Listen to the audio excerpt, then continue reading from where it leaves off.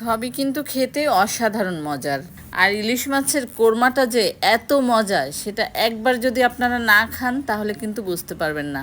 আমি এই ইলিশ মাছের কোরমাটা এত সহজভাবে রান্না করেছি যে যে কেউ খুবই সহজে যখন তখন রান্না করতে পারবে। তো কথা না বাড়িয়ে ভিডিওতে একটি লাইক দিয়ে শুরু করা যাক, এবং যদি সম্ভব হয় ভিডিওটি শেয়ার করে দিবেন সবার সাথে।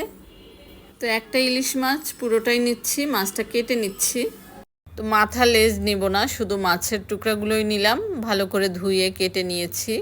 তো এখন সামান্য একটু মরিচ গুঁড়া এবং স্বাদ মতো লবণ দিয়ে মাছটা ভালো করে মেখে নিচ্ছি। তো মাছটা এভাবে 5 মিনিট ম্যারিনেট করা থাক। তো এই ফাঁকে আমি মাছের জন্য মশলাটা কষিয়ে নিচ্ছি। তো ফ্রাই প্যানে 1/2 কাপ সয়াবিন তেল দিয়ে দিলাম এবং দিয়ে দিচ্ছি 1 কাপ পেঁয়াজ কুচি। পেঁয়াজটা ভালো করে ব্রাউন করে ভেজে নিচ্ছি। তো পেঁয়াজটা ব্রাউন করে ভাজা হলে এখন দিয়ে দিচ্ছি 2 টেবিল চামচ পেঁয়াজ বাটা।